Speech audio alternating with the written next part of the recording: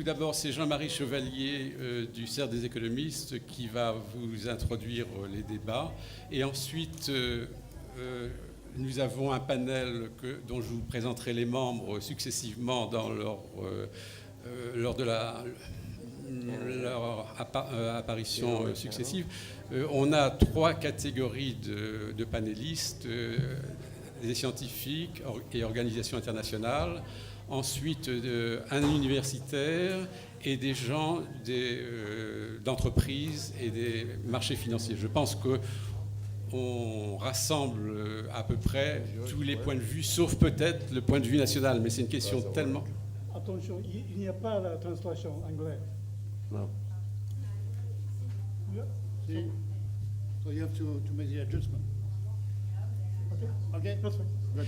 Oui, je disais simplement qu'on n'a peut-être pas de représentants de gouvernement, mais c'est une question qui est tellement internationale que je pense que ce n'est pas vraiment gênant en soi. Alors, sans plus tarder, je passe la parole à Jean-Marie Chevalier qui va vous présenter de façon bien plus approfondie que je ne l'ai fait nos discussions. Merci Jean-Pierre. Je vais être pessimiste. Tu m'arrêtes dans 5 minutes. Hein. Je vais être pessimiste parce que je trouve qu'on est à un moment de l'histoire de l'humanité qui est grave. Grave, on va accueillir 2,5 milliards d'habitants en plus d'ici 2050 et on va avoir des problèmes d'énergie, d'eau, d'agriculture. Et puis, ce qui est nouveau par rapport à l'histoire économique, c'est qu'il y a ce problème.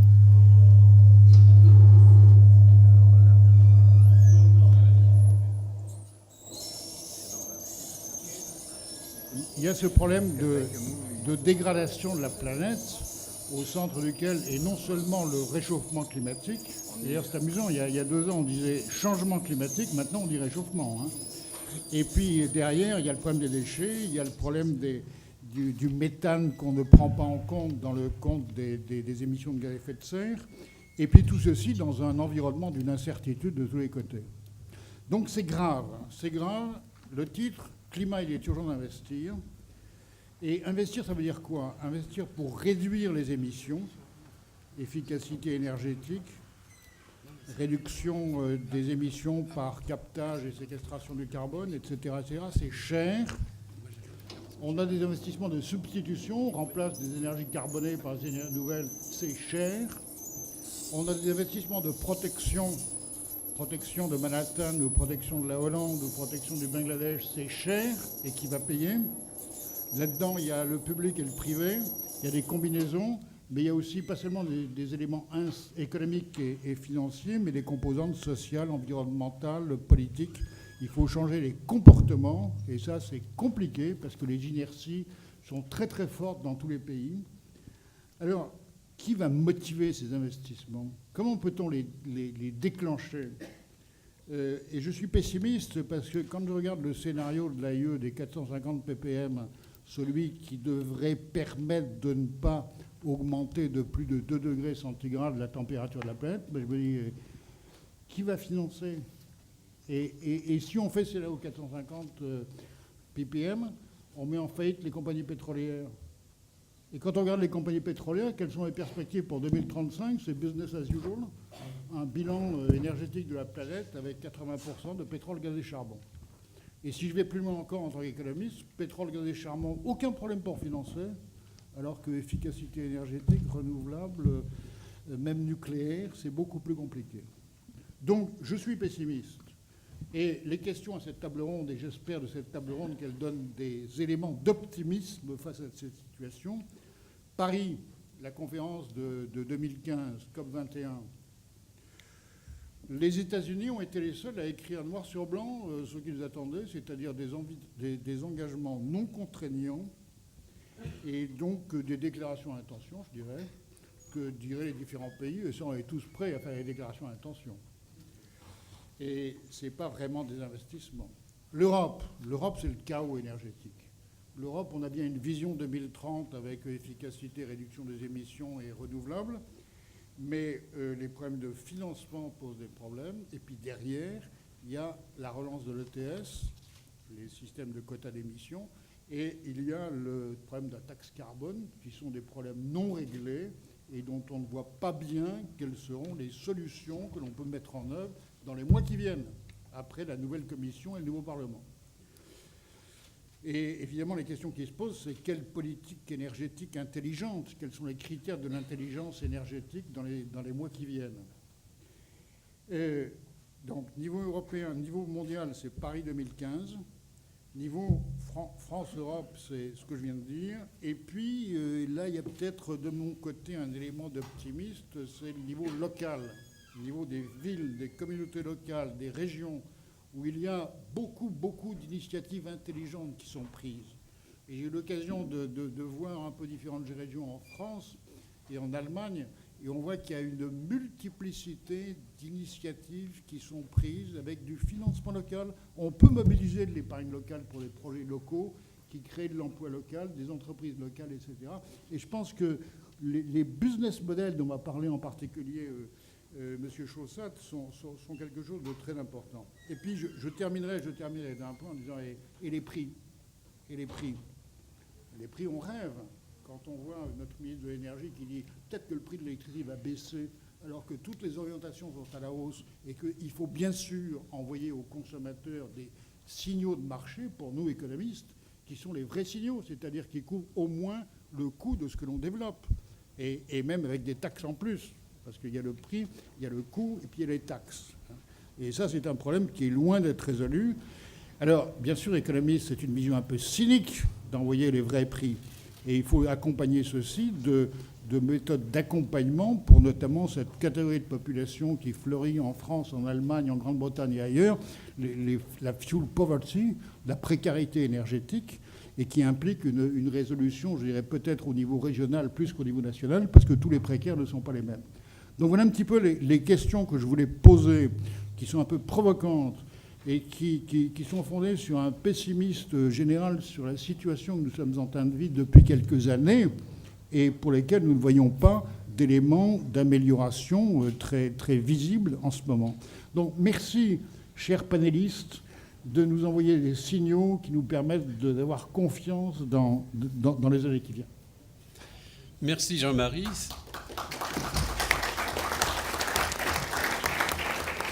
Merci d'avoir introduit sur le thème du pessimisme, parce qu'on va passer de l'ombre à la lumière. Et après avoir discuté avec chacun des panélistes, ils m'ont tous dit qu'ils étaient optimistes à leur façon. Et donc vous allez avoir des réponses aux problèmes, aux questions que vous avez posées, et c'est très satisfaisant en soi. Donc je passe tout de suite la parole à Michel Jarraud, qui est secrétaire général de l'Organisation météorologique mondiale, qui est une agence de l'ONU. Il coordonne également à l'ONU le comité des Nations Unies pour l'eau. Je rappelle également que le GIEC, dont vous avez beaucoup entendu parler, est une émanation, je crois que c'est ce qu'on peut dire, de l'OMS. Le GIEC a été fait... L'OMM, pardon. De l'OMM, le GIEC a été fondé en 1988, et donc il va vous poser le débat et il vous dira également pourquoi il est optimiste en tant que scientifique. Merci, et je passe donc tout de suite la parole à Michel. Ah, ça marche? Oui, voilà. 3 mots-clés pour ce débat. Climat, urgence, investir. Climat, les nouvelles, comme l'a rappelé M. Robin, en fait, ne sont pas bonnes.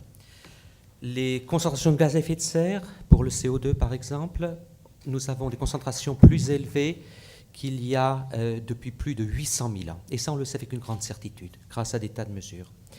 Deuxième chose, parmi les 14 années les plus chaudes jamais enregistrées, 13 ont eu lieu depuis le début de ce siècle. Une seule avant, 1998, El Niño.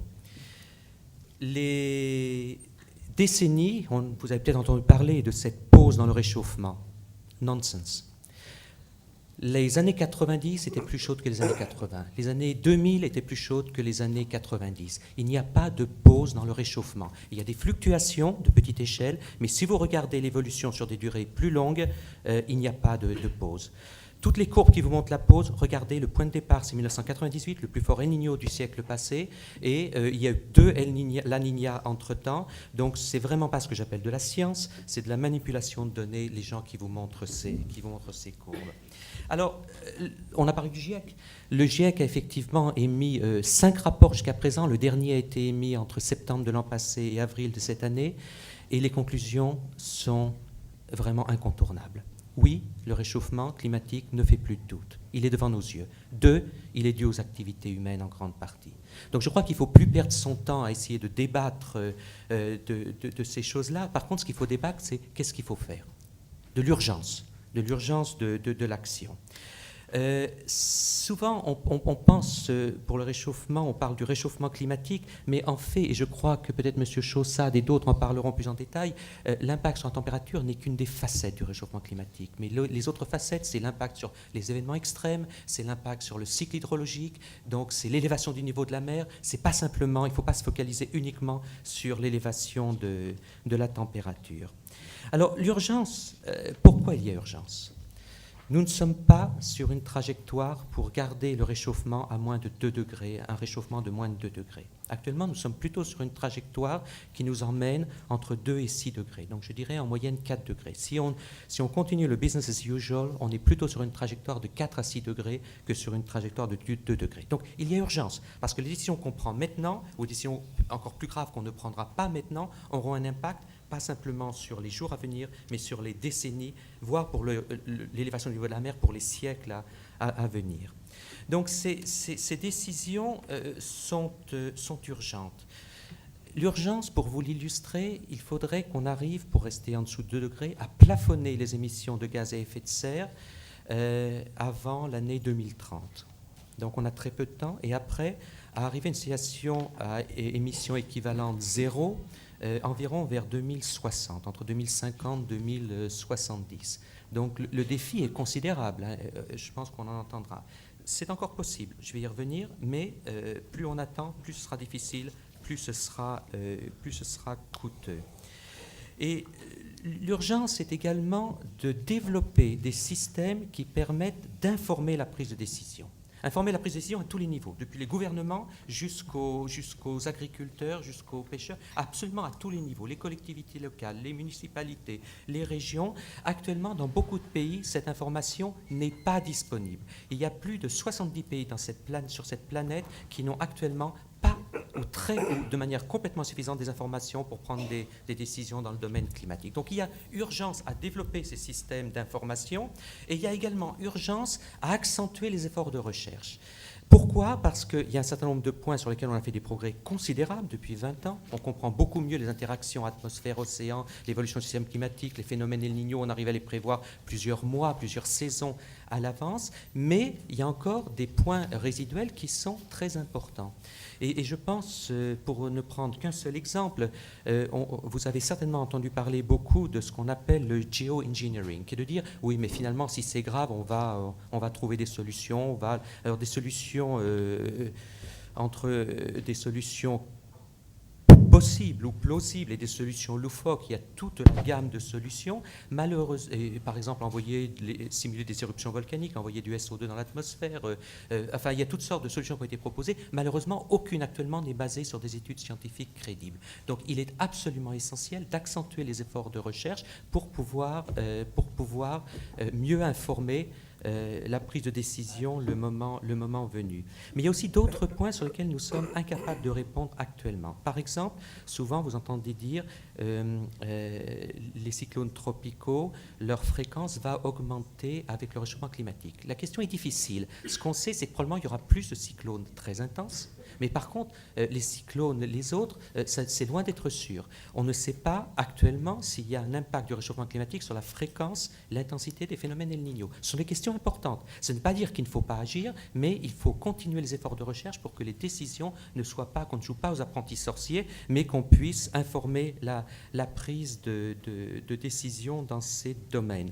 Mais le constat que je voudrais faire avant de passer à la partie investissement, j'ai encore 4 minutes je crois, c'est de dire il faut... Comment le dire il faut absolument renforcer les coopérations entre des disciplines qui n'ont pas l'habitude de travailler ensemble. Et c'est pour ça que je suis particulièrement content d'être ici à Aix-en-Provence, parce que la communauté du physique du climat n'a pas l'habitude de travailler avec la communauté économique. Et ce sont deux domaines qui ont besoin d'interagir beaucoup plus les uns avec les autres. On parle souvent des limites des prévisions, de la qualité des prévisions météorologiques, climatiques. Vous connaissez aussi la limite des prévisions économiques. Et je crois qu'il faut que les deux disciplines arrivent à se parler de manière plus étroite. Alors, investir, le troisième thème de cette présentation, investir, oui, mais pas investir de manière aveugle. Je vais vous prendre quelques exemples. On a parlé, je crois, M. Robin, vous avez parlé d'investir à la fois dans l'atténuation, la réduction des émissions de gaz à effet de serre, investir dans l'adaptation, investir dans d'autres domaines. Prenons l'exemple d'un barrage. Certains investissements sont des investissements qui vont être là pour des décennies, voire plus de 100 ans pour un barrage. Actuellement, autrefois, la manière typique d'investir pour ces investissements à long terme, c'est de regarder le passé. On regardait les statistiques de précipitation, de choses, sur... Non, 3 minutes pour cette... On regardait le passé, mais malheureusement, le passé n'est plus un indicateur suffisant pour le futur, à cause du changement climatique. Donc, par exemple, quand on planifie des investissements à l'échelle de décennies, il est absolument essentiel de pouvoir anticiper, de pouvoir prendre en compte ces changements de scénario. L'autre chose, et ça va être mon avant-dernier point, l'autre chose, c'est le problème d'horizon temporel. Quand on investit, il faut regarder aussi quand est-ce qu'on a le retour sur investissement. Et là, un des défis qu'on a pour le changement climatique, c'est qu'il faut dépenser maintenant pour des retours qui pourront avoir lieu dans quelques décennies, dans certains cas dans 50 ans ou dans 100 ans. Et c'est une décision qui n'est pas facile, en particulier dans un contexte de crise économique. Et là aussi, d'intégrer les scénarios, par exemple, du GIEC dans cette prise de décision est quelque chose qui peut permettre d'avancer. Mon dernier point, c'est qu'actuellement, un des grands débats planétaires, c'est de se préoccuper du développement, certes, mais du développement durable de notre planète. Or, si on n'intègre pas la dimension du changement climatique, il n'y aura pas de développement durable de notre planète. Voilà, je vais m'arrêter là pour laisser la place aux... Merci.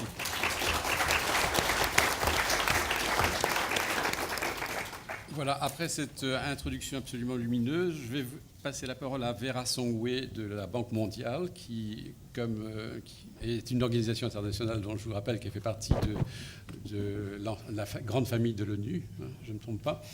Et Vera est responsable pays à la Banque mondiale que je me rappelle, du Cap-Vert, de la Gambie, de la Guinée, de la Guinée-Bissau, de la Mauritanie et du Sénégal. Et elle va axer son exposé sur 3 points. Comment intéresser, une question absolument fondamentale, comment intéresser les citoyens à cette problématique du réchauffement climatique. Ensuite, quelle est l'importance des politiques énergétiques. Et 3e point également très sensible, la question des prix. Merci. Et je passe donc la parole à Vera. Thank you very much. I will speak in English. I will speak slowly. I am optimistic, I think. I will start by saying I am optimistic, but I am also realistic about the way ahead. And I think Barack Obama said that those who are already feeling the effects of climate change are not here, I don't have the time to debate whether it's happening or not, because they just have to deal with it. And I think that many of us have seen in the UK recently when there was flooding and the whole discussion about it. We lived through the Philippines and the tsunami of the Philippines, or the big waves in the Philippines, the tsunami in Japan. And I think on the continent, in Sudan, we see, in Ethiopia, we see that we're getting again changes in climate and desertification and hunger. So clearly, I think that in Mauritania and in Guinea-Bissau, we have the depletion of a lot of the pelagic species that we have, and we can see this. So I think that for most of the people that really are suffering from it, there is no longer a debate. And I think one of the things that is quite telling is that even in countries like China, you begin to see, and I will come back to this later, that where there used to be a debate about whether climate was important or not important and whether it was actually happening, that debate has almost ceased to exist. It's a question of how can you deal with it, because people who live in Beijing get warning alerts. It's become a health hazard, and they have to tell people whether they need to go out in the morning, whether today is a safe day or today is not a safe day. They didn't used to do this 10 years ago when I lived there. So clearly, I think everybody, and increasingly, and you will see, I will talk about it later, how the citizens are responding to that. I think my colleague talked about the increasing intensity of the problems of climate change. I think that recently we found out that 2013 was one of the hottest years in the world, and I don't know if 2014 will beat the record that was set by 2013. So clearly we are not getting any better. The questions and the problems are not getting any better. And the issue of whether we can actually bring back emissions to a level of 2% is become an emergency and an urgency. However, what I think is, and this is my first question, is how can we get citizens involved? My sense is that today when we talk about citizens, we're talking about three things. We talk about governance, we talk about jobs, and we talk about growth. And that is what most people are worried about when you talk about, when you have a conversation with people. And so the debate on climate change, and maybe this is also a bias of my profession, but the debate on climate change must move from the sphere of scaring and daring to a debate that says this is good for you. And I think that this is why the title of the conferences this weekend are quite interesting, because it says, invests to invent tomorrow, because tomorrow we need jobs, and we need more and more jobs. Coming from the continent where I come from, we're going to be producing 15 million youths every year, and we're going to need to put those youths to work. And basically, this is how I think the engagement around climate change has to happen. It's basically an engagement on how do you create jobs. That is basically how South Korea did it as well. So we have examples of countries that have not gone towards the debate of climate change saying, if we don't do this, then tomorrow the whole world will collapse. But it basically says, if we do this, we can restore growth, and we can grow faster, we can create jobs, and we can increase standards of living and well-being. And that is what people actually care about the most. And I think that the Korean example immediately after 2008 was a very telling example of how one can do that and quickly shift gears. The example that we have in Germany is another one where they have done a lot of things on the labor market side, but then they're hitting the brakes on the energy policy side. And so you have to then begin to say, how do you restore growth, and what are the incentive systems that you need to put in place to make that happen. So I think one of the messages that we as an institution are trying to put in place is to say, basically, as a World Bank, our job is basically to improve the living standards of people and to reduce poverty. We cannot do that if we do not address the issue of climate change, because as was said before, it has to do with feeding the planet, it has to do with malaria. If we cannot handle the issue of climate change, we will have a 50-fold increase in the incidence of malaria bed nets or not. So basically, there is, I think, clearly statistical evidence that we need to do that. We also know that it is in the countries that are most in need of growth that climate change is affecting them the most. And so the discussion about growth and climate change becomes even more important that we put it in the right context. But I think that in Europe, where we are today, there is also an issue of employment. And so that debate, I think, can get very easily into a conversation around that. Now, how do we make that debate work, at least for the developing world and for Africa in particular? My second point that I was going to talk about was the issue of energy policy. I think that we've had a lot of debate on energy policy in the G8, in the G20, and one of the things that has happened in that environment has basically been that a lot of the developing world has developed with 90% fossil fuels and oil. And that has cost a lot. In Senegal, for example, the cost of energy is 30 cents per kilowatt. In the US, it's 8 cents, and with shale gas, it will go even lower. So basically, there is almost an inevitable dynamic to say you need to change your energy mix. You need to look at your energy policy mix. Do you want to go from fossil fuels and coal to hydro and gas? And increasingly, the good news is that increasingly on the continent, we're finding a lot more gas. Tanzania has discovered gas, and Nigeria, of course, has gas. Ghana has gas. Mauritania has gas. And so the policy then begins to become, how do we convert the gas into energy that is cheaper, which will create jobs and ensure that we have this growth, but which is going to be clean.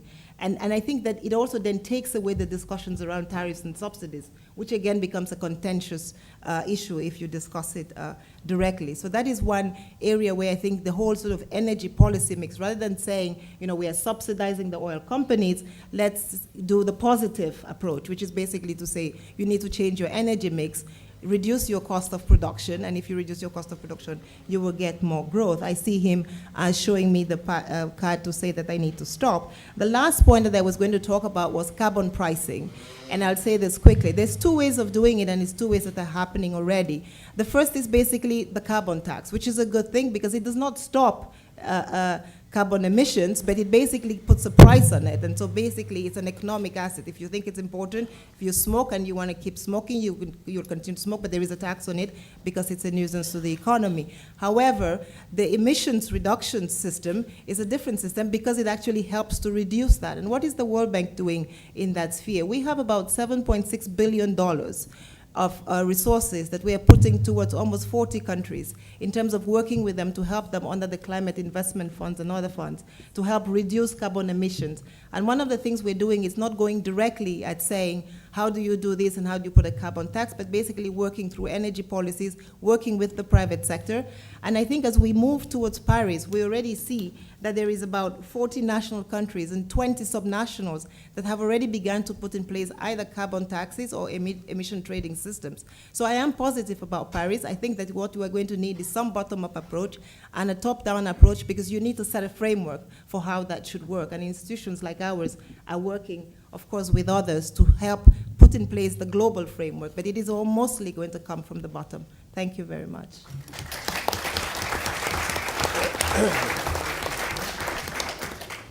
Merci Vera. Donc nous venons de camper le débat en termes à la fois scientifiques et politiques, et maintenant nous allons entrer dans les réponses. Et je vais demander à Tatsuo Masuda, qui est professeur à l'université de Nagoya au Japon, de faire son exposé qui sera axé sur 3 points. Il va parler des problèmes d'innovation que cela soulève, ensuite de la nature des investissements qui sont requis pour répondre à la question, et enfin, plus généralement, du changement pour les entreprises. Merci. Voilà, Tatsuo, si vous pouvez, up to you. I'm very happy to be here, and I'm fascinated with the beauty of Aix-en-Provence and also the beauty of ladies here. So, ladies and gentlemen, I start with something negative. The international institutions set up for climate change initiatives are not functioning properly as originally planned when concrete actions are needed more than it's more than any time before. And the conference on parties like COP has been, it's a well-established annual event, and there have been multiple negotiations and workshops before that. But why engagement of so many people, top people, progress is so slow, irritably slow? One of the rarely stories told about this is there are negotiations just for negotiation's sake. I heard this directly from lead authors of assessment report or government delegates or member of United Nations serving for IPCC's process. The developed countries are paying the cost of travel and even per dime for delegates from developing countries who attend COP negotiations. There is a contract in between those developed and developing. And those people coming from those countries have an interest, personal interest, to prolong the process of negotiation for their personal benefit. The longer, the better for him. And if you see the workshop of COP, in the first half of 10 days, there's no serious debates. Only when the ministers and head of states arrive, they suddenly start to talk like passionate people. This is one element. Another element is the famous summary report for policymakers. This is a good report of 50 to 6 pages, easy to read. But the report is heavily cooked by the delegates of big governments. The original report of workshops are roughly 1,500 to 2,000 pages long. No one ever liked to cook this, but 50 to 60 easy to cook for big countries. So some inconvenient truth of facts from which scientists found are distorted or even slashed because of the power games of some governments. Another difficulty comes from, I'm afraid to say, the US Congress. As you know, Obama started to do something nice, and Mr. Paulson, former Secretary of State of Finance, started to say something nice about climate change. But Congress is the hostage of climate skeptics or climate deniers because of money. 10 times more money will flow into the lobbyists who campaign against climate compared with the people who are for climate initiatives. Unless the US Congress may change, it's very difficult, even Obama, to gear the big country to different directions. Another pessimism is coming from fragility of political will, or politicians. The state leaders often make wonderful speeches at the UN Climate Summit or any debates they make in Davos. But it's not followed by concrete and sustainable actions. This is a problem because they are the hostage of short-termism, while climate change originally requests anything to do with long-term visions and actions. But despite all this, I am positive. Otherwise, I want to be here. There are several concrete measures within our reach to address climate change. One, technological innovation, much discussed yesterday. Two, focused investment. And three, the shift of corporate behaviors. We cannot wait for the change of behavior of millions and billions of citizens. Why not big companies here and there change the behaviors? Starting with the investment. The earlier speaker said, invest, but not blindly. This is very important. If the focused investment is directed towards well-being of future generations, it will impact extremely positive. Our good news is that some sovereign wealth funds and private funds are moving toward this. I visited Oslo last month to meet with the executive of Sovereign Wealth Fund of Norway government. And they confirmed the direction along with this. So let us make this the standard for all. And last but not least, corporate behaviors towards environmental sustainability should be more rigorously pursued. For example, let me say something aggressive. If an audited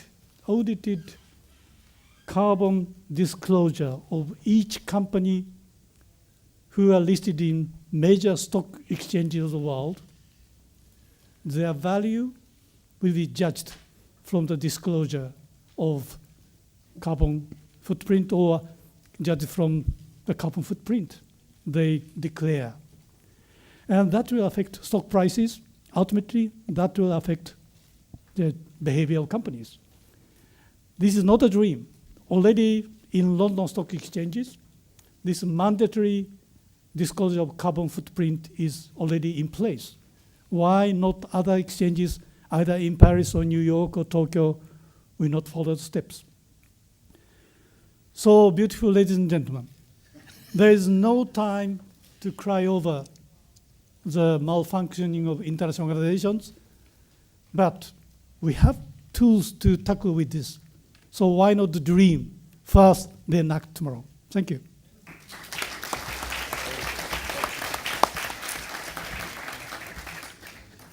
Merci. Alors maintenant, nous allons accomplir un nouveau pas dans les réponses. Et les deux prochaines interventions sont celles de deux industriels. Et tout d'abord, je passe la parole à Jean-Louis Chaussade, qui est le patron de Suez Environnement et qui va axer son propos sur le problème de la rareté de l'eau, qui est un des défis majeurs du réchauffement climatique. Bien, je vais peut-être commencer par la problématique des définitions, parce qu'on dit beaucoup de choses sur le réchauffement climatique, et moi je pense que plus que de réchauffement climatique, il faut parler de dérèglement climatique, qui est en fait la conséquence d'un excès de consommation des matières premières, fossiles bien sûr, minérales, et aussi et surtout agricoles. Et que face à ça, la capacité de génération et de régénération de la planète est insuffisante. Et donc il faut donc travailler dans deux directions, c'est ce qui personnellement me permet d'être optimiste, qui sont d'une part consommer moins et mieux, c'est ce que j'appellerais le monde du smart cities, smart water, smart technologies, et puis par ailleurs dans un deuxième registre, qui est celui du recyclage et de la protection des ressources, c'est ce que j'appellerais rapidement l'économie circulaire. Alors je voudrais donner deux ou trois exemples de où nous sommes et où nous pourrions aller. Premier exemple, l'eau. Je suis convaincu que la première marque du réchauffement climatique ou du dérèglement climatique, ça sera la rareté de l'eau. Et je vous donne un chiffre. En 2025, 21% de la population mondiale vivra avec moins de 500 mètres cubes d'eau de ressources disponibles par an. Pour vous donner une idée, on commence à penser qu'aux alentours de 1800, ça commence à être les débuts de la sécheresse. À 500, c'est l'aridité.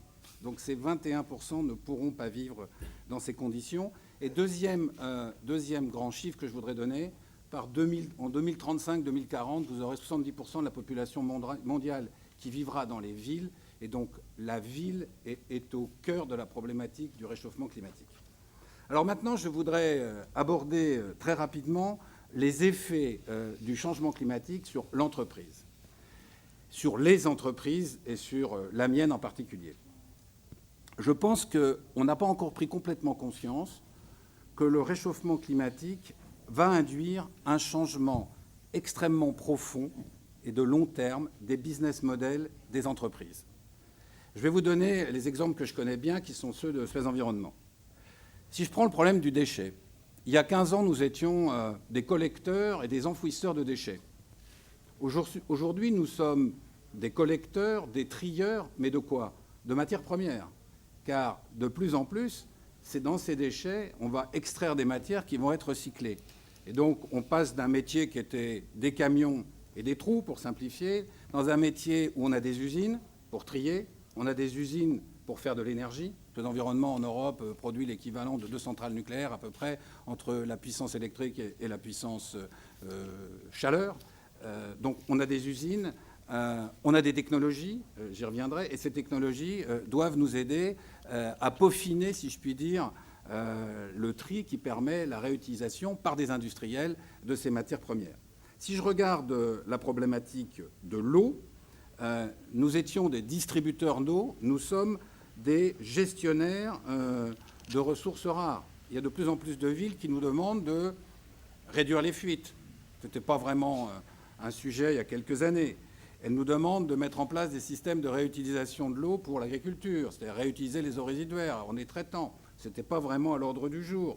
Et puis, vous avez aujourd'hui 200 millions d'habitants dans le monde qui vivent grâce au dessalement, et cette quantité ne va faire que s'augmenter. Là aussi, je vais vous donner deux exemples. À Singapour, il y a 2 réseaux d'eau. Il y a un réseau d'eau propre et un réseau d'eau sale. Très compliqué à faire, mais ils le font, mais ils n'ont pas le choix. À Hong Kong, ils font même pire.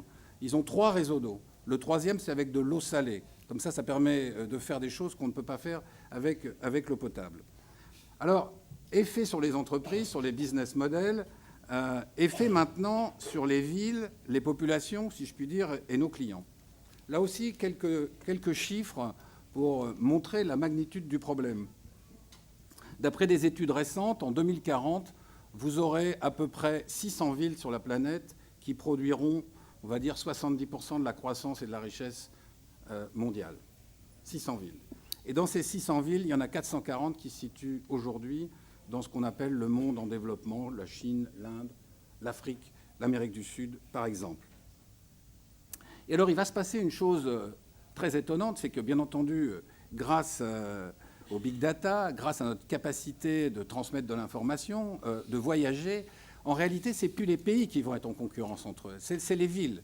Vous pourrez vivre dans une ville et, si je puis dire, votre travail, il aura un impact sur une autre ville ou sur un autre endroit. Et cette espèce de mobilité du travail dans la ville va avoir une conséquence qu'on n'a pas encore bien mesurée, qui est la compétition entre les villes. Et cette compétition entre les villes, elle est en train de commencer, elle est en train de s'exacerber. Et elle va être très forte. Et ce qui va être important, et on le voit d'ailleurs très bien, je donnerai tout à l'heure l'exemple, je vais le donner tout de suite d'ailleurs, de Pékin. Pékin a annoncé hier qu'en 2030, dans 15 ans, ils auront fait une ville propre. Propre au sens de l'air, propre au sens de l'eau, propre globalement. Eh bien, c'est très intéressant de voir que finalement, les gens vont s'installer dans les villes où ils sont heureux de vivre. Et donc la compétition entre les villes, c'est une compétition entre les villes qui seront intelligentes, certes, elles seront toutes intelligentes, mais entre les villes intelligentes et les villes durables, et les villes soutenables. Et je pense que cette mélange de soutenabilité et d'intelligence est au cœur de la problématique des grandes entreprises de demain. Et je terminerai sur le troisième aspect qui est essentiel, me semble-t-il, qui est celui de l'impérieuse nécessité des nouvelles technologies. Oui, je termine, j'en ai encore une minute. Donc l'impérieuse nécessité des nouvelles technologies, car sans nouvelles technologies, on ne pourra pas faire cette transformation. C'est quoi les nouvelles technologies? Dans le domaine de l'eau, ça va être par exemple le dessalement. Dans les usines, dans nos usines, ça va être les usines à énergie positive. Dans les systèmes intelligents, ça va être les systèmes de gestion en temps réel, des services, des utilities, ou même du storm management, qui est une de nos spécialités. Dans les déchets, ça va être très certainement la problématique du recyclage des plastiques et de leur réutilisation. C'est un sujet très compliqué. Et donc, pour terminer, j'arrive à ma conclusion. Les besoins d'infrastructures liés au dérèglement climatique sont gigantesques. Mais de mon point de vue, il y a un risque qui soit inadapté, voire inutile, si d'une part, les modes de behavior, c'est la behavior, c'est-à-dire nos habitudes, si nos habitudes ne changent pas, en particulier nos habitudes de consommation. Et d'autre part, si nous ne sommes pas capables, comme je l'ai dit à l'instant, d'allier intelligence et durabilité, ce qui n'est pas fait, ce qui n'est pas si simple, parce qu'en réalité, et ce sera mon dernier mot, la transition, en particulier la transition écologique et énergétique, doit se faire à un coût et des délais acceptables, sinon elle ne se fera pas et nous aurons une rupture à la fin du processus. Merci.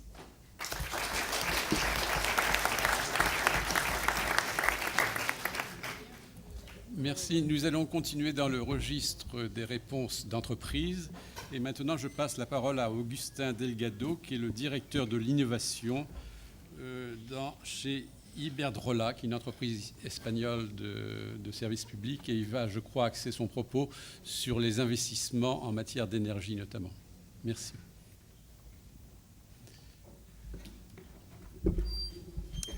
Thank you very much. As we are here talking about investments, I think it's important first to understand what are the investments in the energy industry so far. In the last 3 years, the energy industry has invested 1.3 trillion keeping the lights on. So of those 1.6 trillion, 1 trillion was fossil fuels, and just 250 billion was renewables, and just 130 billion were efficiency. So we are far from making the investment needed for low carbon economy. If we are going, according to the World Energy Outlook, if we are going to keep what they say a new policy scenario, that this means all those commitments already done by the governments and so on, this 1.6 billion should rise to 2,000 billion, 2 trillions every year. So of those, 8 trillions will be for efficiency and 40 trillions for energy supply, 17 for the power sector. If we want to keep, as our colleague said, the 450 ppm scenario, the 2 degrees centigrade, we will need 1.53 trillion, a lot of money. And where is this money come from? I mean, we need to invest that money to keep the lights on and to decrease our carbon intensity. Where are we going to get this money from? Of course, it will be a huge effort coming from governments, but I don't think governments will do it on their own, not sure. We will need private money also to do this, as we have been doing so far. Are the companies ready to invest these huge amounts of money? And we will have a conference about that later on, but are the companies like us ready to invest that money? Okay, at Iberdrola and some other companies, we have invested heavily in, let's say, mature renewable technologies so far.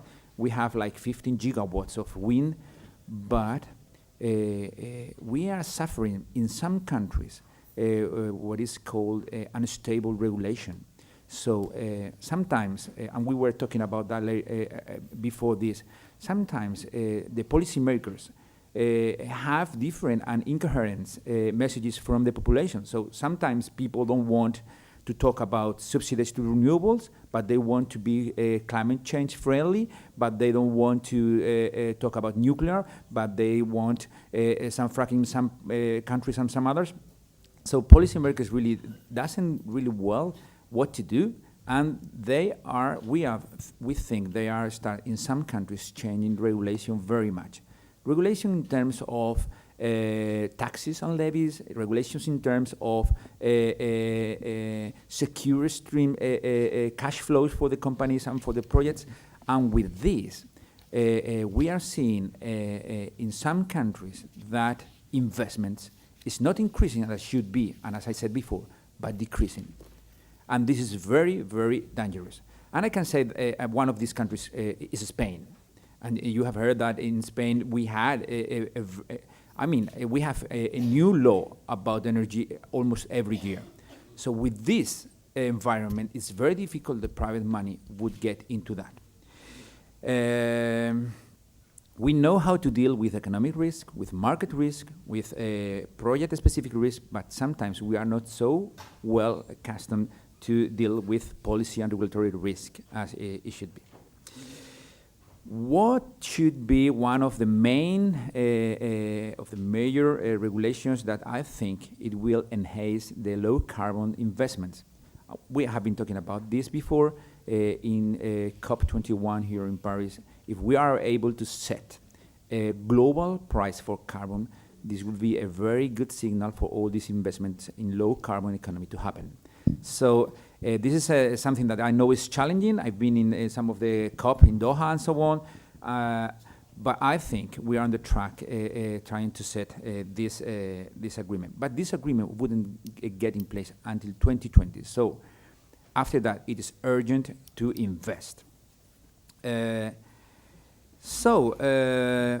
we don't do that in a smart way, we may see higher prices for consumers, loss of competitiveness, mainly in those countries that are setting this target, let's say Europe, increasing CO2 emissions.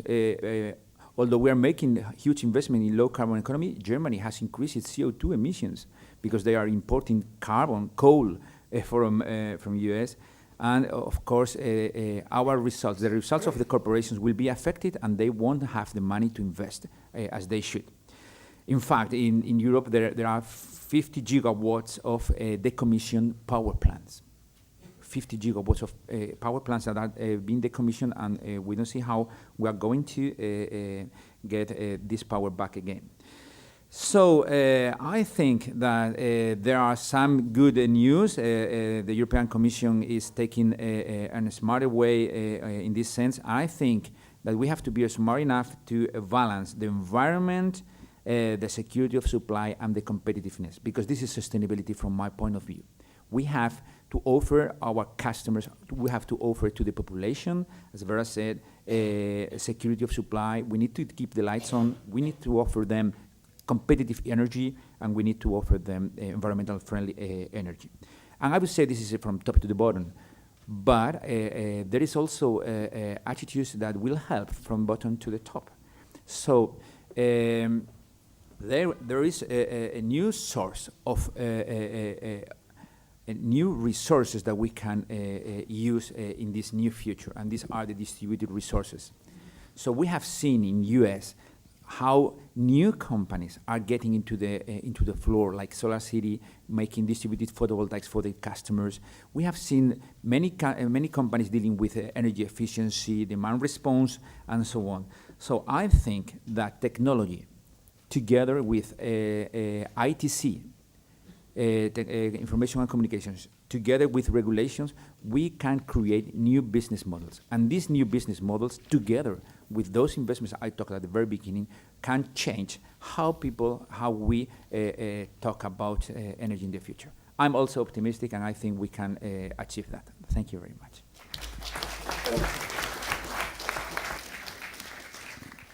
Merci. Alors nous avons beaucoup parlé d'investissement et d'innovation. Maintenant, nous allons parler plus spécifiquement du financement et de l'innovation dans les financements. Et je cède la parole à Richard Sandor, qui a créé une entreprise justement qui crée des produits financiers pour les nouveaux marchés de l'environnement. Sandor, the floor is yours.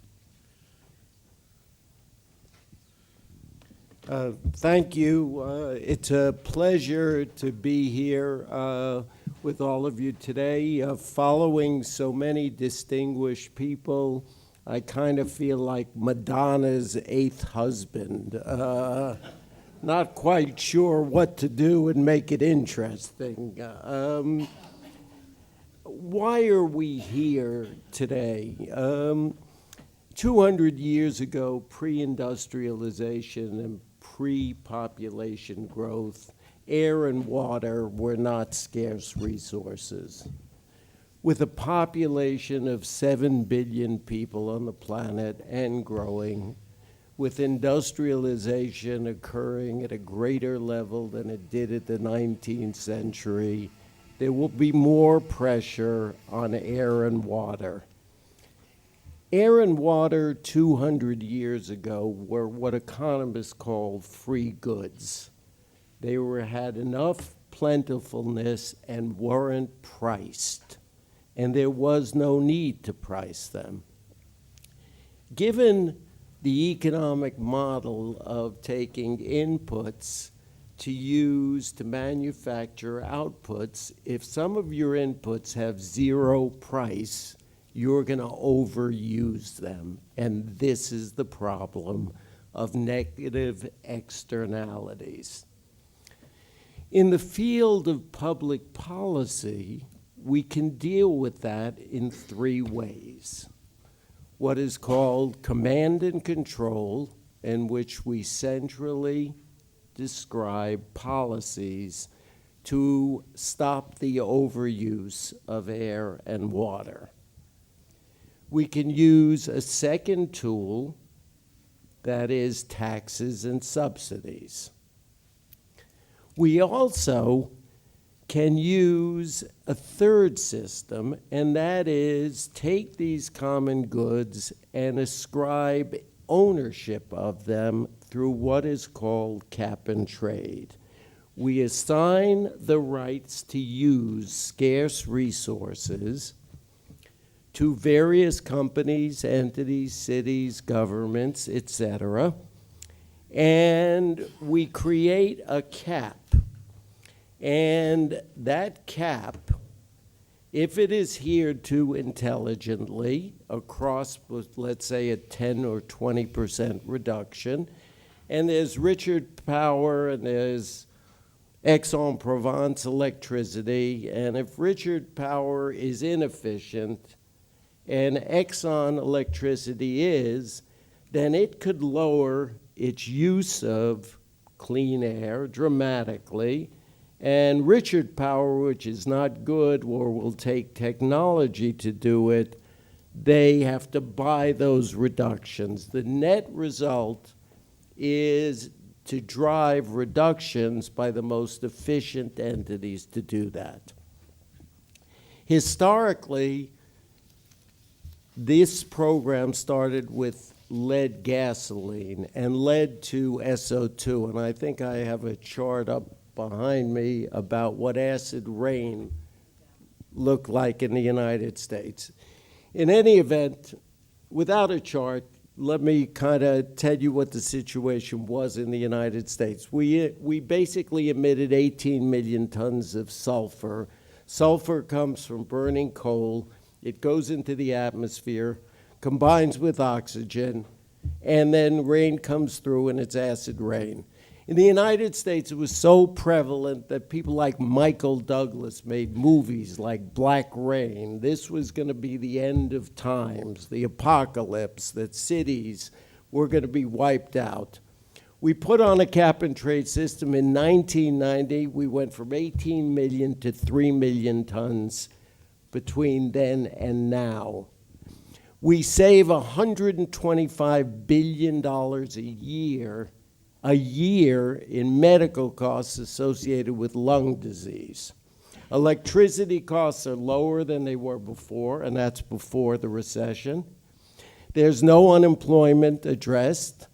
The total system is estimated to cost 1 to 3 billion, producing 125 billion in positive, and we save 30 to 40,000 lives a year.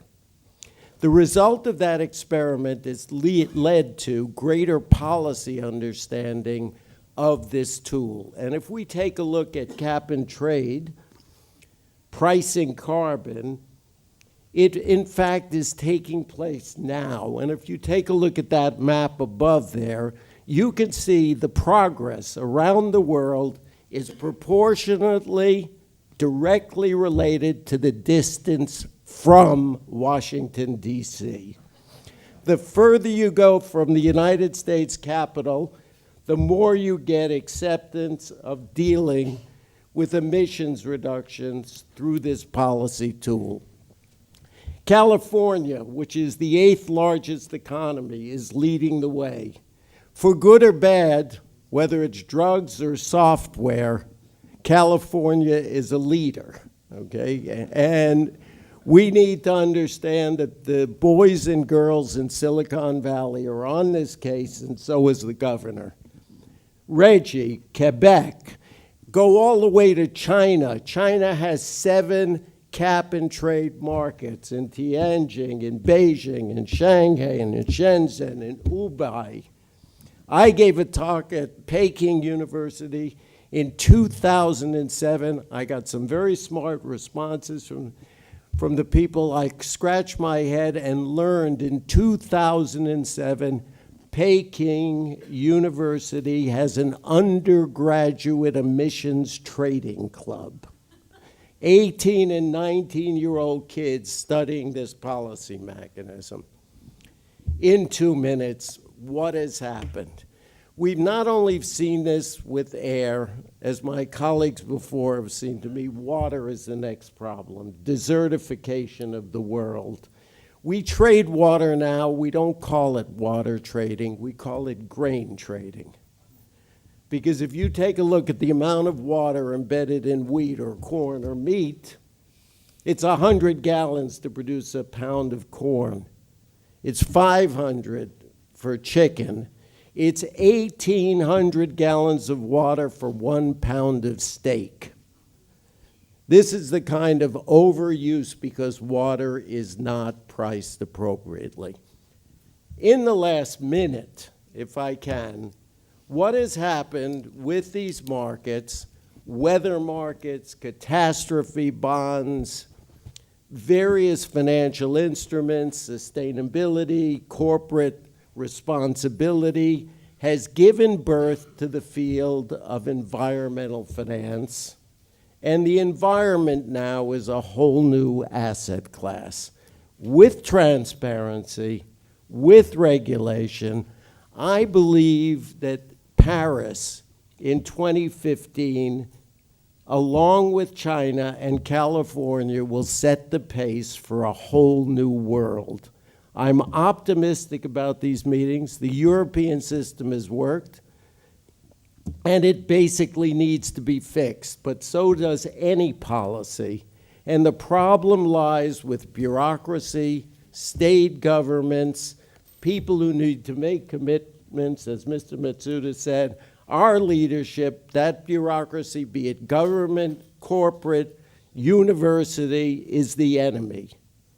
And we have to expect our leaders, and we need you, the students, to recognize there are whole new careers in the convergence of economics and the environment. And I'm optimistic that your generation will do it. Thank you.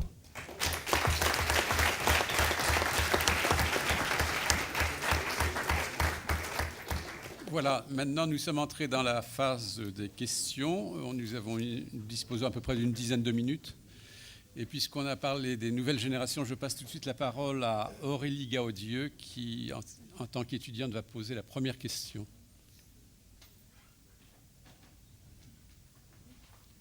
Bonjour à tous. Donc, par rapport à ce thème, moi je me suis demandé... Est-ce que vous pouvez vous présenter très brièvement? Oui, Aurélie Gaudieu, je suis doctorante en économie à l'Université de La Réunion et lauréate du concours La Parole aux étudiants cette année. Alors, qu'on m'a demandé de réfléchir à une question sur le thème climat, il est urgent d'agir. La première chose que ça m'a évoqué, c'est urgent. Pourquoi est-ce que vous avez dit urgent? Et je me suis posé les questions suivantes. En quoi est-ce qu'on doit estimer qu'il est urgent d'investir dans le climat alors que peu de choses ont évolué ou même que les choses se sont empirées ces dernières années? Et puis aussi, la deuxième interrogation que je me suis posée, c'est actuellement, l'Europe a annoncé dans le rapport de l'Agence européenne pour l'environnement le 3 juin dernier qu'elle était en avance dans ses objectifs en matière d'émissions. Mais certes, mais quel était le biais de la délocalisation des productions polluantes, que ce soit dans les pays émergents ou en Chine ou bien ailleurs? Voilà. Et puis, ce que je me suis demandé aussi, c'est comment mobiliser les sociétés, notamment pour atteindre les objectifs de plafonnement des émissions et d'avoir 0 degré d'augmentation de réchauffement climatique d'ici 2060 à 2070. Voilà. Merci. On va répondre tout de suite à ces 3 questions. Qui veut peut-être...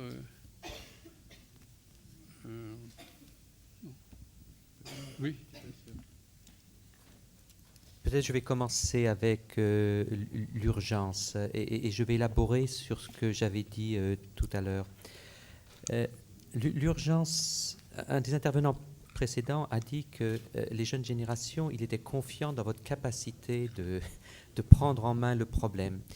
La question qui se pose, c'est que si on ne prend pas des décisions maintenant, nous, notre génération, allons vous laisser une situation qui sera au-delà du gérable, ou bien avec des coûts qui seront insurmontables. Donc il y a urgence pour qu'effectivement nous vous laissions une situation qui soit gérable.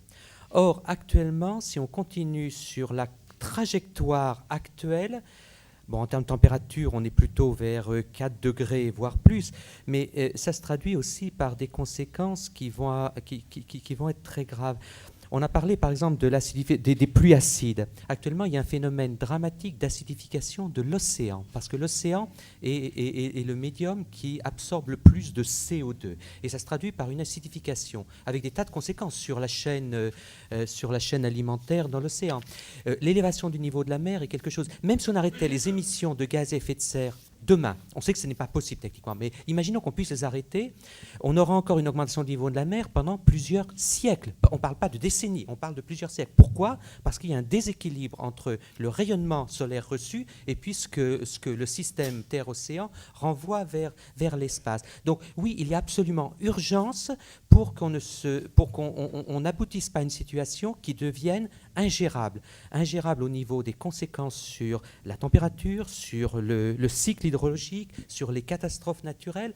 Alors, certes, je souhaiterais qu'on puisse présenter les choses de manière optimiste. Je suis tout à fait d'accord avec votre point de vue, vous avez émis. Mais malheureusement, l'exemple qui a été donné par Richard Sander sur les pluies acides, et là, s'il n'y avait pas eu justement cette prise de conscience de l'aspect catastrophique des pluies acides, je ne suis pas sûr que l'action aurait été aussi rapide. Et on le voit de manière récurrente avec les catastrophes naturelles, il est plus facile de mobiliser, malheureusement, c'est tragique, mais c'est la nature humaine, après une catastrophe qu'avant. Voilà.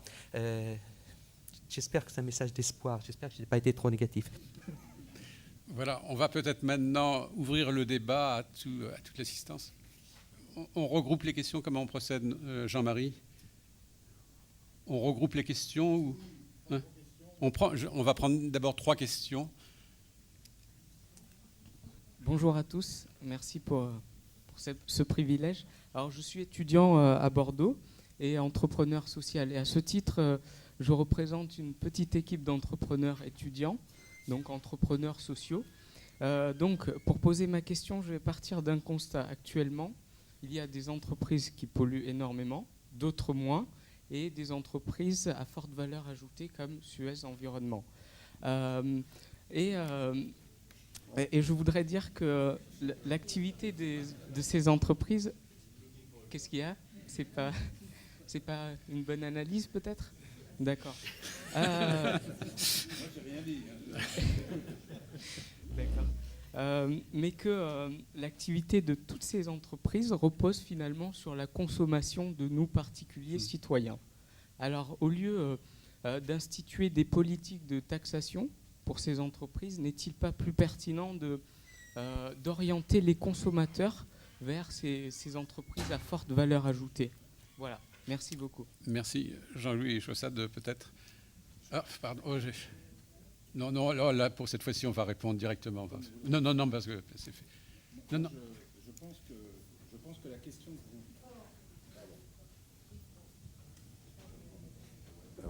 Je pense que la question que vous posez est une question extrêmement complexe parce qu'elle fait intervenir le court terme et le moyen terme. Plus près du micro.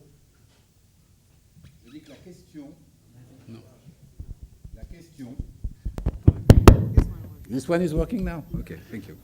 Donc la question est complexe parce qu'elle fait intervenir des problématiques de court et de moyen terme et de long terme. Et que la transition est forcément longue, mais elle ne peut pas être trop longue non plus, puisque en 2050, en 2060, on va se trouver confronté à des problématiques difficiles. Mais le premier problème, c'est ça. Le deuxième problème, c'est qu'il y a des choix de société qui nécessitent une forme, j'allais dire, de consensus politique, consensus social, premièrement. Et enfin, une fois qu'on a le consensus, il faut mettre en place la gouvernance qui permet d'atteindre les objectifs. Mais je vais vous donner un exemple, parce que je le connais assez bien, c'est celui du prix de l'énergie. Est-ce que la transition énergétique doit forcément conduire à une augmentation du prix de l'énergie? Et si on dit qu'on est d'accord, est-ce qu'on en accepte tous les conséquences en termes d'emploi? Parce que la compétitivité étant devenue mondiale, entre guillemets, ceux qui polluent et qui produisent pas cher ont aujourd'hui un avantage compétitif par rapport à ceux qui protègent. Et donc, il y a toute une série de sujets que la société n'a pas voulu aborder jusqu'à maintenant, mais qu'elle devra aborder, parce que sinon, nous resterons dans cette forme d'incertitude où tous les lobbies, où toutes les formes de lobbying existent pour protéger son emploi, pour protéger sa société, pour protéger son mode de vie, face à une réalité qui va nous arriver dans la figure. Alors, on a dit 2060, ça c'est pour le réchauffement. Moi, je vous ai dit, pour l'eau, c'est 2020, 2030. Merci. Oui. Yes. Just to put a slightly different spin on your question, if you price the externalities of water use or electricity use, there's enormous opportunities for you as a social entrepreneur if you can break the kleptocrats and the bureaucrats and all of those people who use the resources inappropriately. For example, we've deregulated electricity in Illinois. There's people your age who are going out calling consumers and urging them to switch to green power because we force the utilities to identify it. We should force electricity to be priced when it's most used, like at 5, 6 o'clock at night, higher than 10 o'clock, so a poor person can go in the evening and wash their clothes late at night and take advantage of the disparity. We shouldn't have one single price. There are people out there in the western United States, social entrepreneurs, that are selling dual flush toilets, okay? One for solids, one for liquids. If you priced water, you're not supposed to use a toilet to throw away trash, okay, and waste water. So I think what I see at the universities that I lecture at, I see all of you, a whole new group of faces of finding profit opportunities, proving you can do well and good at the same time. So just avoid the kleptocrats and try to get laws and certainty passed so that you can create real value. Merci. Maintenant, 3 questions, ce sera peut-être les dernières parce qu'il faut ensuite la synthèse et on va répondre globalement aux 3 questions.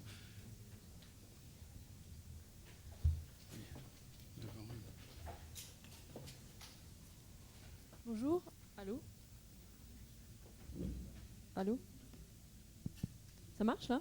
Oui, très bien. Donc bonjour, je m'appelle Elfie Chadla, donc je suis étudiante en droit. Et donc, on entend pas? Très comme ça? Oui. D'accord, ok. Donc je m'appelle Elfie Chadla, je suis étudiante en droit, et donc je me posais la question pour nos experts de l'ONU et notamment de la Banque mondiale également, de la légitimité de la COP de 2015 qui aura lieu à Paris, dans la mesure où c'est vrai qu'aujourd'hui on a vu que souvent les initiatives qui ont vraiment changé des choses en faveur de l'environnement se sont plutôt faites au niveau local et que ça fonctionne généralement mieux au niveau local. Et donc voilà, qu'en pensez-vous sur cette question-là? Bien. Maintenant, peut-être un non-étudiant. Bonjour, je suis le directeur du WWF en France. Je veux juste dire qu'aujourd'hui, l'industrie des énergies fossiles investit 1000 milliards de dollars par an et nous cherchons 100 millions de dollars pour l'adaptation au changement climatique dans le cadre de la Convention des Nations Unies. Il y a un moment, il faut commencer à utiliser l'argent des compagnies qui exploitent le fossile pour réduire et atténuer le changement climatique. Et moi, je demande ici aux économistes du Cercle des économistes, c'est pour ça que je suis là, qui se mettent à réfléchir aux mécanismes de transfert de la richesse et du revenu et de la rente des énergies fossiles vers le nécessaire investissement pour l'humanité.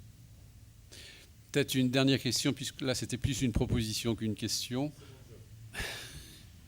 Oui, au fond de la salle peut-être.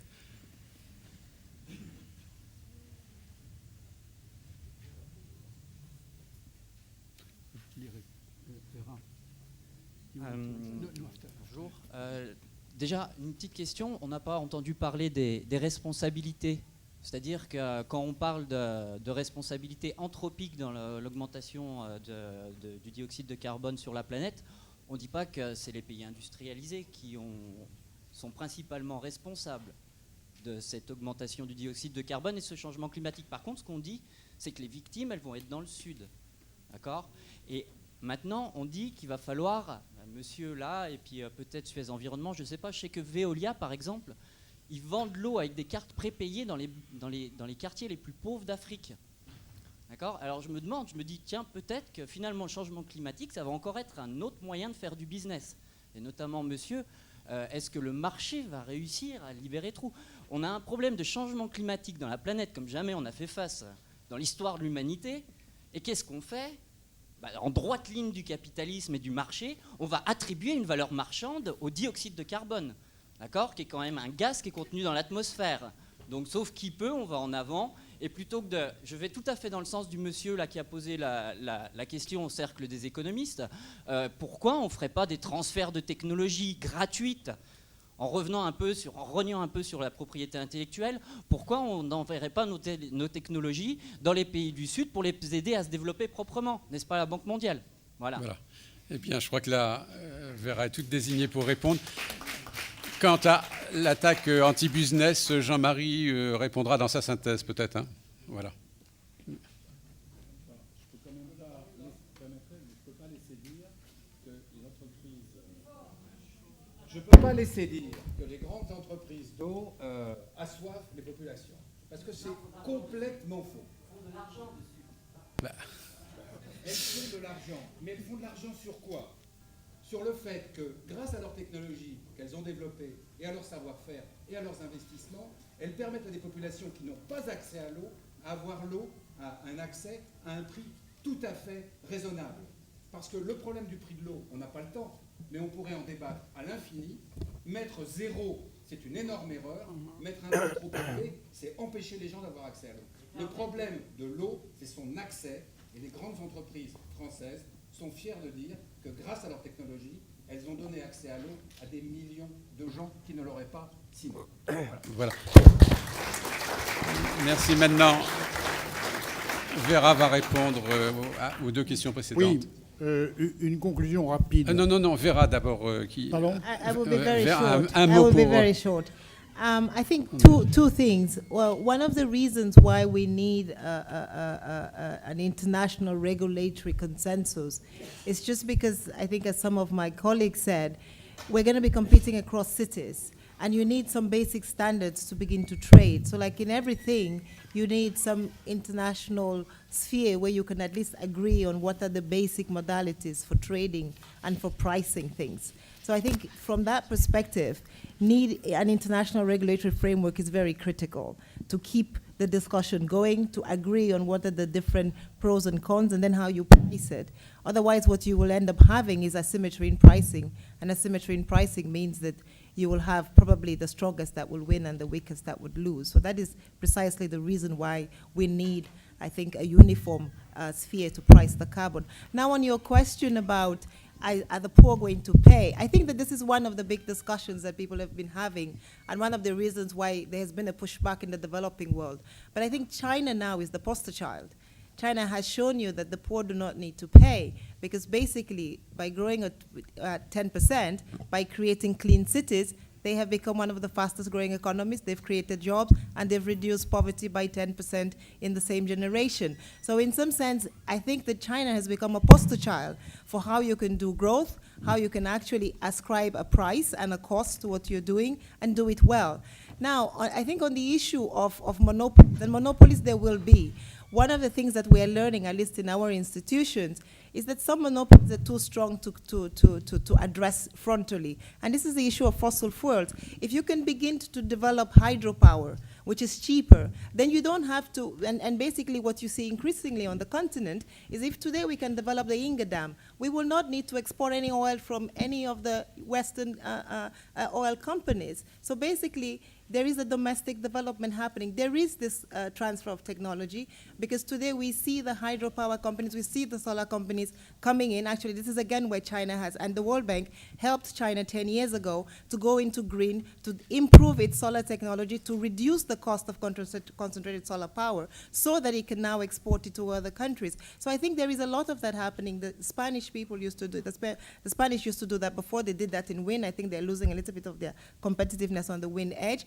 But this is again where the creative innovation is going to happen. And there is no saying that there is going to be a lot of creative innovation happening on the African continent, and that cost will become an inverse cost. So I don't think that that is necessarily the right approach to say that we're going to tax the poor indiscriminately. What is going to happen is if we do not take care of it, the poor will suffer the most. But today the poor are not necessarily only in the African continent.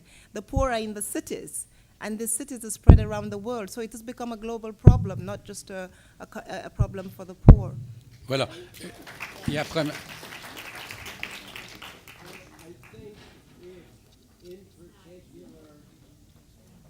Hello?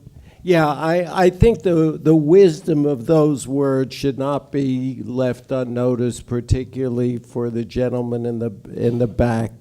China is a formidable force. It will be the world's largest economy within the next 3 or 6 months on a purchase power parity. For all of you young people, and I say this to the young people who work for me, if we in the West work 7 hours a day and are twice as smart as the Chinese, and they work 14 hours a day, they've eliminated our competitive advantage. If we were arrogantly to assume we're twice as smart, which isn't the case.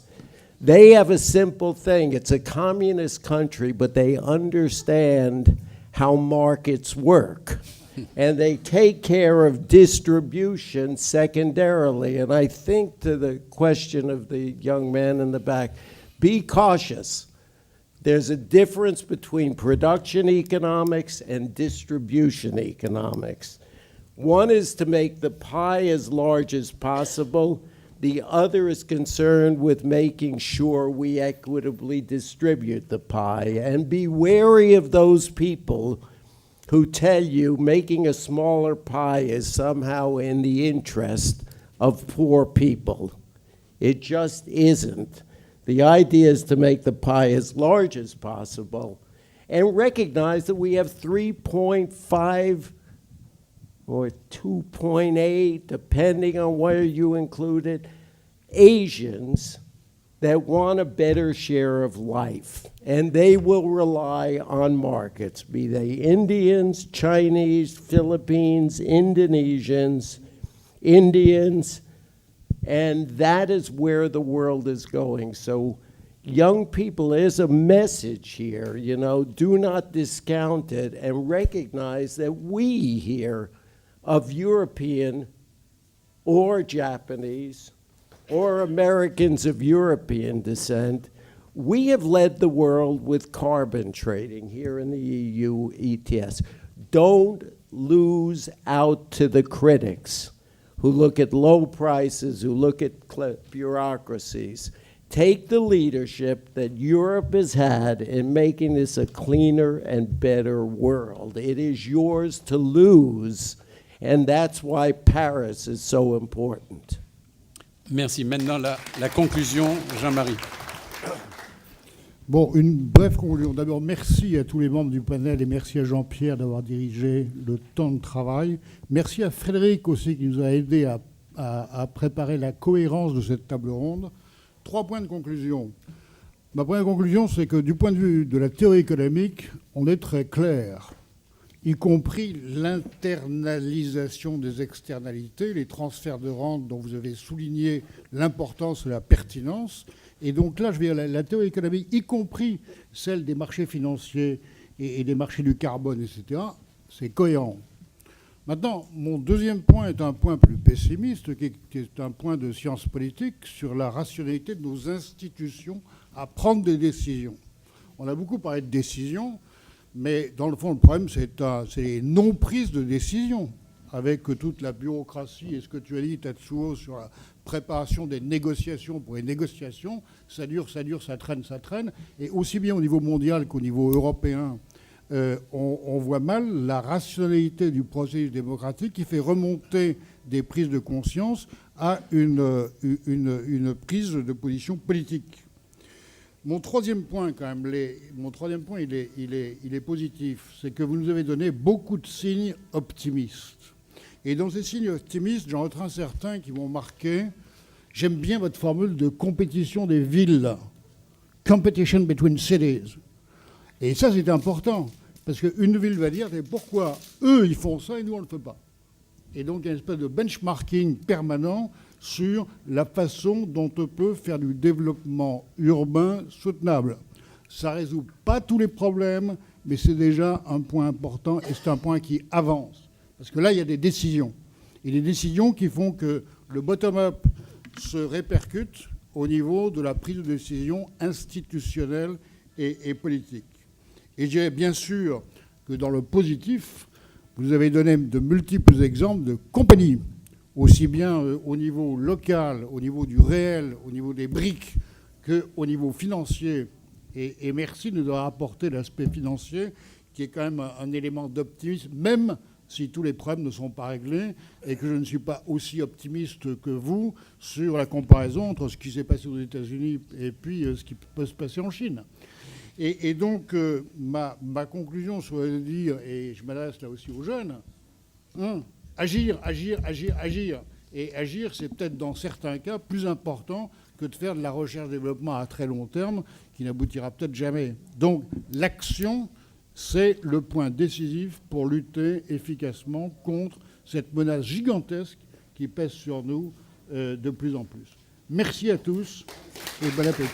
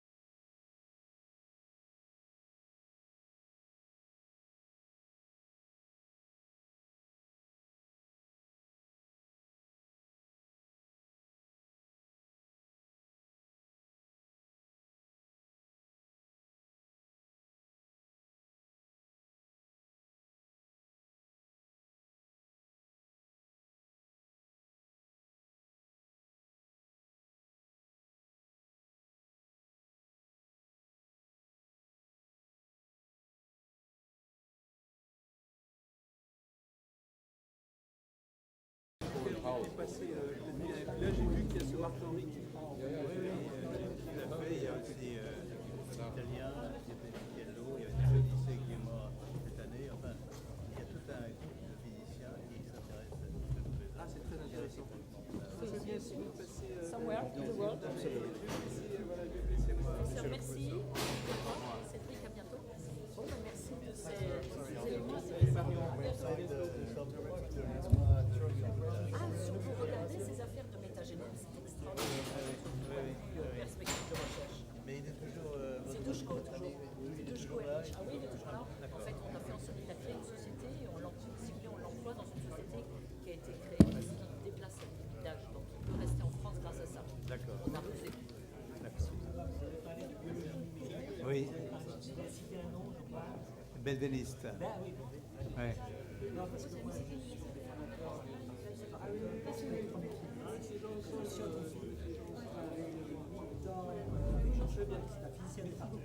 Oui. Oui.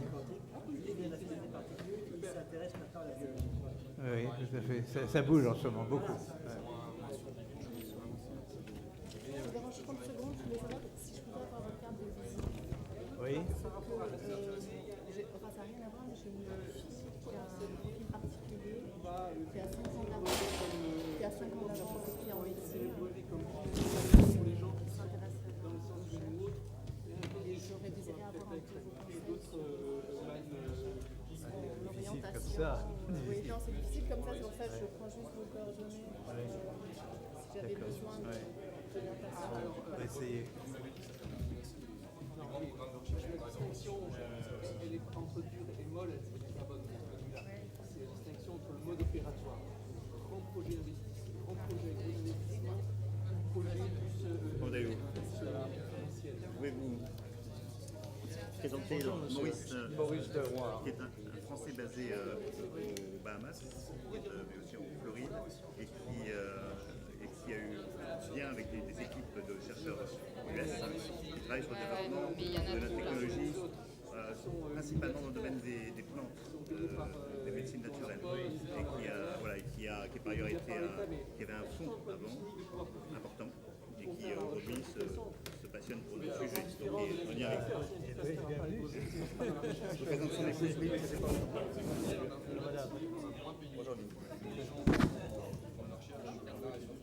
Vous voulez, oui, peut-être. Hop.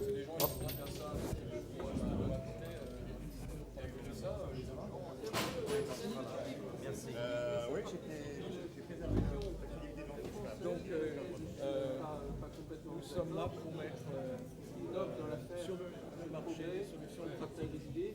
L'argent, c'est un pis-aller pour. Voilà. Je suis d'accord. Tu veux vraiment faire de la France, c'est une bonne, très bonne attention. Très bien. Oui, oui. C'est intéressant. Alors, ce qu'on voit, c'est que de plus en plus, les entreprises qui prennent des entreprises. Il n'y a pas longtemps, il y avait un grand sondage dans les entreprises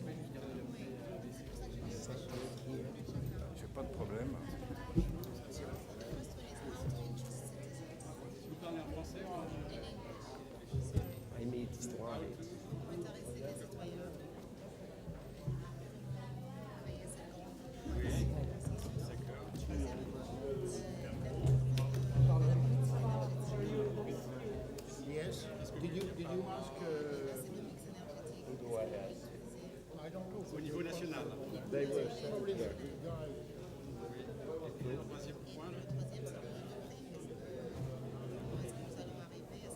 D'accord, très bien. Donc, si vous voulez, l'architecture,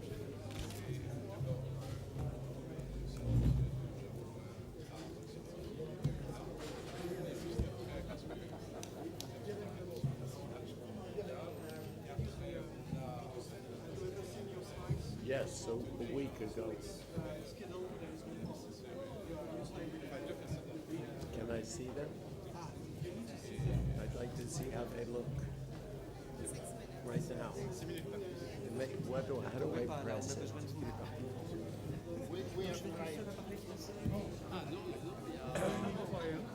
Clients, people in the audience. Non, il y a... I gave up this work. They told me it wasn't too much time, so I said, okay, I won't put it anything. I had 2 mats and also numbers. I don't think they will work. Yeah.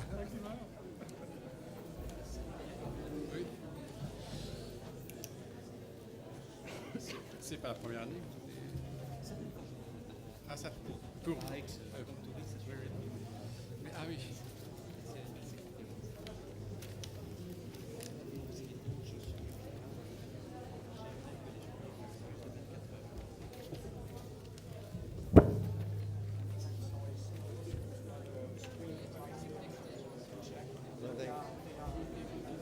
Okay, and how do I know they will be there?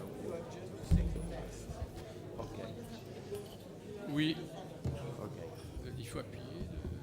Oui, c'est. Oui, bonjour. Merci d'être venus si nombreux. Je me présente tout d'abord, Jean-Pierre Robin du journal Le Figaro. Je suis chargé d'animer ce débat dont le titre parle de lui-même, climat, il est urgent d'investir. Si j'ose dire, c'est une certitude qu'on peut se permettre dans un climat de grandes incertitudes qui est presque le thème de ces journées d'Aix cette année. Voilà, donc ce mot introductif, je vais vous dire comment va se dérouler la session.